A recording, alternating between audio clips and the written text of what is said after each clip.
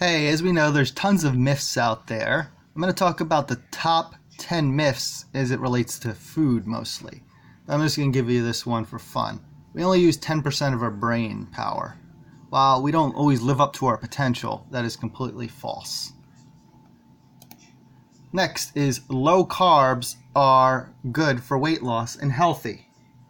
Actually, they've done studies of over 13,000 people, and those who ate a lot of whole grains had lower body mass index or weighed less heart disease, and much more.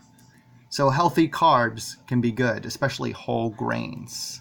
So animal products like this will lead to heart disease. Next, number 8. It's expensive to eat healthy. While it can be expensive to eat out in general, we subsidize the meat industry, or the USDA, via the Farm Bill. It's very labor and resource intensive to care for animals and feed them most of our crops. Yes, there's more animals forced bred than people in the world, and they eat most of our crops. It takes about 16 pounds of crops for 1 pound of meat because they poop most of it out, just like us. They crap it out. So while it can be more expensive, it actually can be cheaper. Some of the healthiest countries eat for less. Italian food, Mexican food, Indian food, and a lot of culture foods are very affordable. Beans, rice, salsa can be made very cheap. So it is not necessarily true. Actually, the well-off countries often have poorer diets, and that's why our healthcare system is very poor. But please petition the USDA to stop giving animal ag or big ag welfare with our taxes via the USDA Farm Bill. Thank you.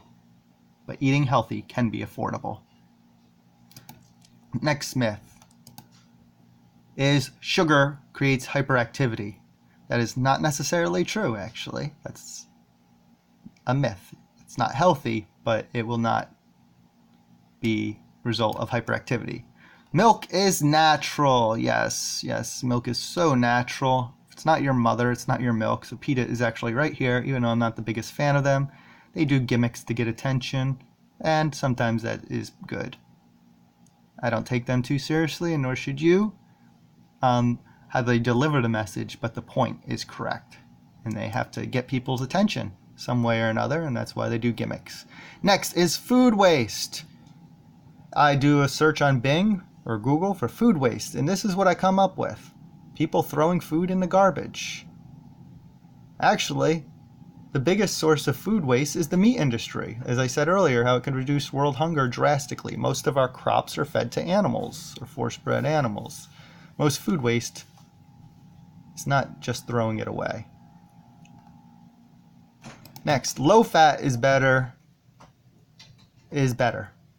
Reduced fat. Now, as you can see here, which could be peanut butter, which is healthy fats as it is, just like avocado, they're trimming out the fats and putting processed junk in it.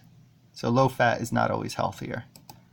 Just like we talked about, low carb is usually not healthier. Next, frozen is not good. Fresh is better. Actually, fresh could take days to transport, whereas this is usually packed and frozen at peak freshness. And you can consume it at your leisure months down the road if necessary. So frozen is actually often better than fresh, depending on where you source it and when you are going to eat it. I will say that also frozen is way better than canned, which is full of sodium, unless you want to wash them off. So canned foods also have negative impacts. So canned is probably the worst. Next, animals are raised on nice Red Barn family farms. No, billions of animals. There's many more animals than people, as mentioned before. Due to most people eating 37 land animals per year, mostly birds. Nearly all come from factory farms. But there's a myth out there that they're treated well. People drive by on the highway, they see a couple cows on the road. That's where our meat comes from. Yes, they're providing meat for 8 billion people who are overpopulating. Yes, people are overpopulated. No, we force breed them on a large, massive scale called factory farming, which are more cruel than ever in history, and we consume more animals than ever in history due to the subsidies, as I talked about before, government subsidies via the Farm Bill. And it's destroying our healthcare system, environment. It's the leading cause of greenhouse gases. So if you're a climate person or an environmental person, yeah, meat is not green. Worse than all the trains, planes, and cars combined. And you have a lot of waste runoff too. So you can look up factory farm undercover videos. They are not red barn farms. And finally, the biggest myth of all, protein from meat. As you can see, I just do a search of protein. That's all I did. Everything's meat, animals. There's a couple beans in there, but it's all animals, dead animal products. We've been brainwashed by animal ag, big ag, in the dairy industry. As we mentioned, dairy is not natural at all for adult humans consuming milk from other species. It's kind of freakish. But yes, protein. Some of the best proteins are actually plant-based. Complete proteins, quinoa, pumpkin seeds, barley and lentil combination has all the amino acids. Rice and bean combination, which we eat a lot of Mexican, has complete protein between the two. Buckwheat has 23 grams of protein per serving, buckwheat. Soybeans are a complete protein. Chia seed are a complete protein.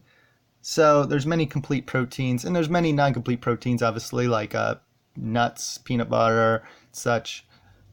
But no. Some of the top athletes are vegan of every sport, UFC, NBA, NFL, Olympians, natural bodybuilders, veganbodybuilding.com I'm pulling up right here, and many dietitians break it all down like veganhealth.org. So those are some of the biggest myths related to health. Please share some that you know of in the comments. And for meat being healthy, that is not true neither.